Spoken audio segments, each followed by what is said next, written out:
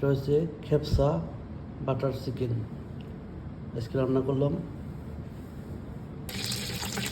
আজকে রান্না করবো খেপসা বাটার চিকেন। মুরগি খাবার। প্রথমে পাতিলে ঘি ও বাটার দিয়ে পেঁয়াজ কুচি দিব। এখানে একটা আমি লবণ দিব। এখন দেব 4-5 পিস শুকনো মরিচ। এখন দেব 2 পিস টমেটো কেটে দিব। এখন দেব কাজু বাদাম দিব। কাজু বাদাম দিয়ে কষাবো। 8টা মুরগি রান্না করতেছি 3 পাতিলে রান্না করতেছি। এখন দিব এই যে কারি পাতা দিব। এখন দিব 1 চামচ আদা রসুন পেস্ট। কষাতে হবে, আদা রসুন গন্ধ চলে যাবে।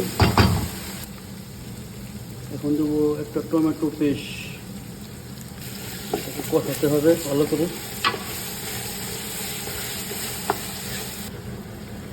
এখন এই টক দই দিয়েছি 2 বাটি, 350 গ্রাম টক দই। এটাকে ভালো করে কষাতে হবে। একটু কষান শেষ। এখন মুরগি দিব। এখানে 2টা মুরগি 8 পিস করছি, আমরা ফেলে দিব। ভালো করে কষাতে হবে। এখন মশলা দিব। গরম মশলা, লাল মরিচ পাউডার, পাপরিকা, গোলমরিচ ও জাফরান কালার। এখন মশলা কষাতে হবে। এই তো এখন মুরগি সিদ্ধ হয়ে গেছে। এখন মুরগি তুলে ফেলবো। এখন এই সস ব্লেন্ডার করব। এখন এই ক্রিম দিব।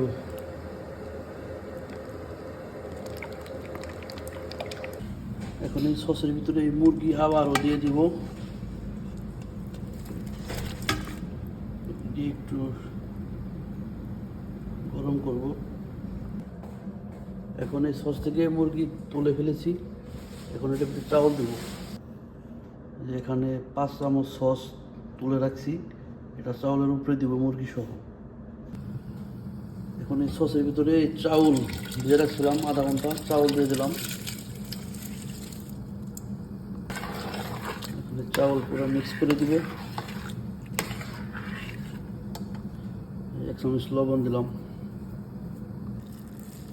এই এখন ভাত হয়ে গেছে, বিরিয়ানির মতো হয়ে গেছে রান্না। এই যে সেনের ভিতরে চাউল দিয়েছি। এখন উপরে মুরগি দিব সস সহ। এখন এই ক্রিম দেবো উপরে একটু। এখন এই ধনিয়ার পাতা দেবো উপরে।